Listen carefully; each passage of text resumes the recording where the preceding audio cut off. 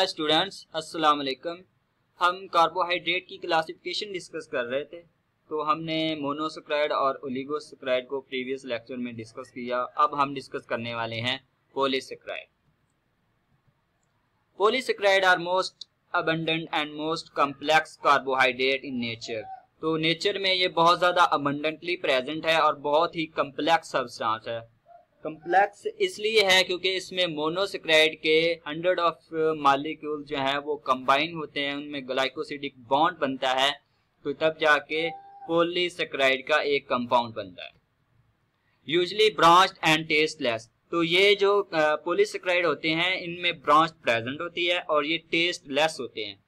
Tasteless इसलिए होते हैं क्योंकि जब हम इसको टेस्ट करते हैं तो हमारी जो टोंग के ऊपर टेस्ट बर्ड्स होती हैं जो टेस्ट को फील करती हैं, उसके साथ ये कंबाइन नहीं करते क्योंकि इसका जो है इसकी नेचर जो है वो कम्प्लेक्स है। तो हमारे जो टेस्ट बर्ड्स हैं वो कम्प्लेक्स सब्सटेंस को बाइंड ही नहीं करने देते। तो इसलिए जो है ना हमें कोई टेस्ट फील नहीं होता है, तो इसलिए इसको कहते हैं ये टेस्ट लेस है। Formed of several monosaccharide unit by glycosidic bond. तो वही पॉलीसेक्राइड में बहुत सारे मोनोसेक्राइड के मॉलिक्यूल, मोनोसेक्राइड के यूनिट जो है वो कंबाइन होते हैं, उनमें ग्लाइकोसिडिक बॉन्ड बनता है, तो तब जाके पॉलीसेक्राइड का एक कंपाउंड बनता है। High molecular weight and Sprüngli soluble in water. तो इसका मॉलिक्यूलर वेट भी ज्यादा होता है। क्यों ज्यादा होता है? क्योंकि इसमें मोनोसेक्राइड के बहुत ही ज्यादा मॉलिक्यूल प्रेजेंट होते हैं, तो इसलिए इसका मॉलिक्यूलर वेट भी ज्यादा होगा।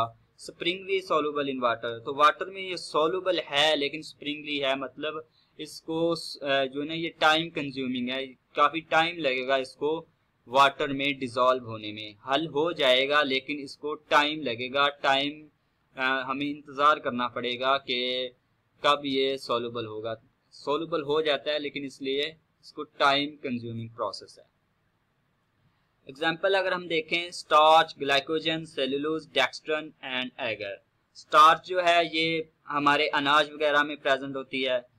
ग्लाइकोजन हम जो एनिमल, इसको एनिमल स्टार्च भी कहते हैं क्योंकि एनिमल जो इसको एज अ फूड रिजर्व अपने लीवर में स्टोर करते हैं।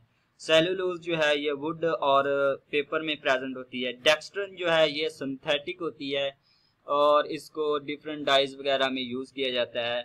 एगर जो है ये इसको न्यूट्रेटिव मीडियम यूज किया जाता है किसी भी माइक्रो ऑर्गेनिज्म को कल्चर करने के लिए, तो उसके लिए मीडियम की जरूरत होती है, न्यूट्रेंट होते हैं उसमें, तो एगर जो है वहां पे यूज किया जाता है माइक्रो ऑर्गेनिज्म के कल्चरिंग के लिए, क्योंकि ये माइक्रो ऑर्गेनिज्म को ग्रो करने के लिए न्यूट्रेंट प्रोवाइड करता है। काइटिन जो है ये सेल वॉल में प्रेजेंट होती है फंजाई की, और एक्सोस्केलेटन ऑफ इंसेक्ट, उसमें भी ये काइटिन प्रेजेंट होती है।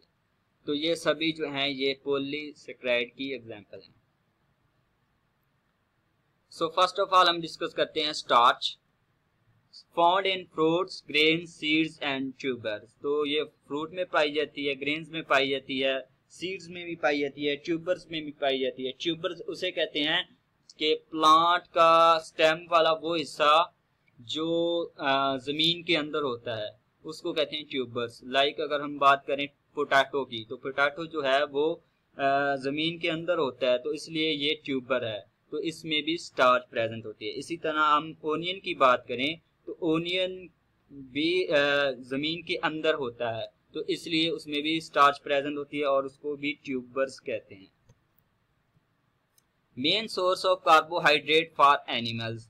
तो जो भी हम फूड लेते हैं तो उसमें कार्बोहाइड्रेट जो है वो स्टार्च की फॉर्म में होता है।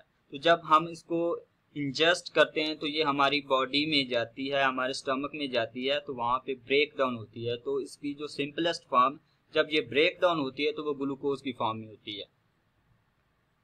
जब हमारा डाइजेशन का प्रोसेस हो रहा होता है तो स्टार्च की ब्रेक डाउन होती है और उसका जो सिंपलेस्ट फॉर्म है ग्लूकोज, वो फिर हमारी बॉडी, जो हमारी इंटेस्टाइन है, हमारी इंटेस्टाइन के जो सेल हैं वो एब्जॉर्ब करते हैं।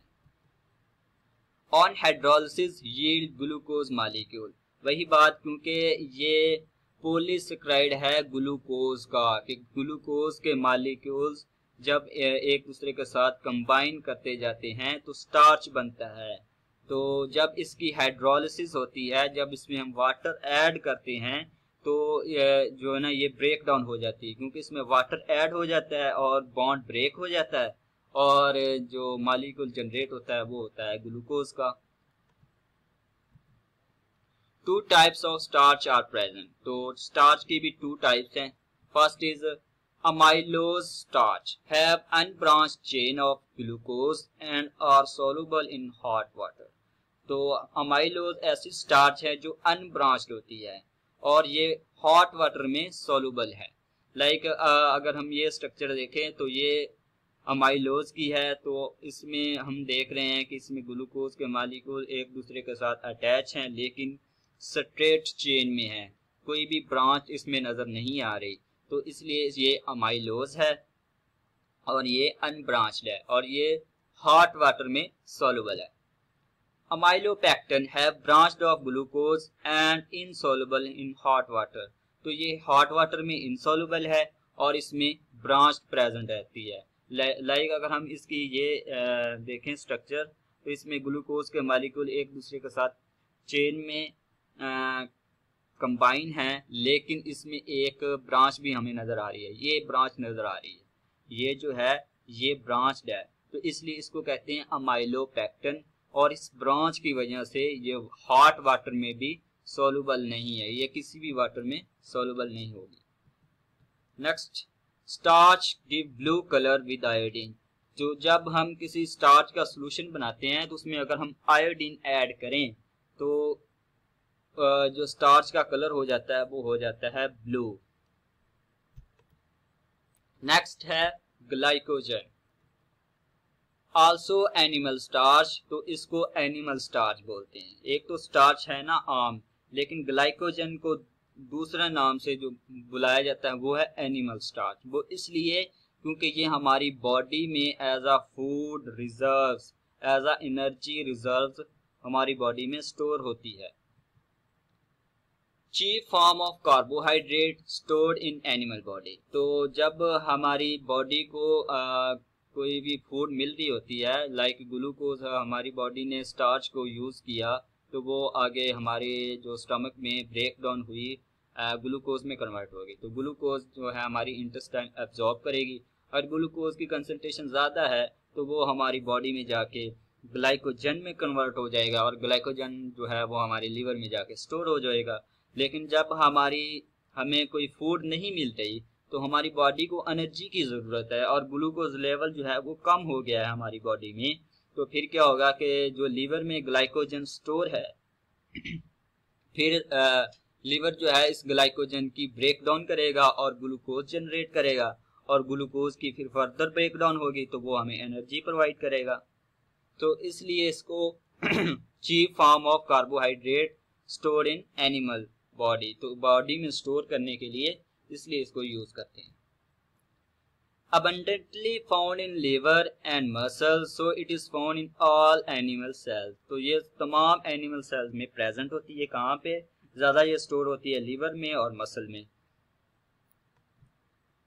इनसोल्युबल इन वाटर, और वाटर में ये इनसोल्युबल है क्योंकि ये कम्प्लेक्स सब्सटेंस है इसलिए ये वाटर में इनसोल्युबल है। Give red colour with iodine, जब इसका हम सोल्यूशन बनाते हैं ग्लाइकोजन का तो इसमें आयोडीन अगर हम ऐड करें तो उसका कलर रेड हो जाएगा। अगर उसका कलर रेड हो जाएगा तो ये इसकी आइडेंटिफिकेशन है कि ये ग्लाइकोजन है जी। On hydrolysis give glucose molecules, तो जब इसकी हाइड्रोलिसिस की जाती है, इसकी ब्रेक डाउन की जाती है तो वो ग्लूकोज मॉलिक्यूल जो है वो जनरेट होता है। तो इसीलिए जब हमें एनर्जी की ज़रूरत होती है, जब हमारा जो बॉडी में ग्लूकोज लेवल कम हो जाता है तो ग्लाइकोजन की ब्रेक डाउन शुरू हो जाती है। तो जब ग्लाइकोजन ब्रेक डाउन होता है तो वो ग्लूकोज प्रोड्यूस करता है। नेक्स्ट और लास्ट है cellulose, most abundant carbohydrate in nature, तो नेचर में सबसे ज़्यादा जो पॉलीसेकेराइड प्रेजेंट है वो है cellulose. Cotton is the pure form of cellulose. तो कॉटन में भी सेलुलोज है, वुड में भी सेलुलोज है, पेपर में भी सेलुलोज है, क्योंकि कॉटन हम यूज करते हैं पेपर इंडस्ट्री में भी, क्लॉथ इंडस्ट्री में भी।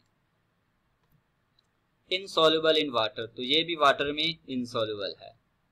ऑन हाइड्रोलिसिस गिव ग्लूकोज, और जब हम इसकी हाइड्रोलिसिस करते हैं तो ये ग्लूकोज में कन्वर्ट हो जाती है। लेकिन ये एनिमल ह्यूमन की अगर बात करें तो ह्यूमन में सेलुलोज को डाइजेस्ट करने के लिए कोई भी प्रॉपर प्रोसेस नहीं है, तो इसलिए ये ह्यूमन बीइंग में सेलुलोज डाइजेस्ट ही नहीं होती।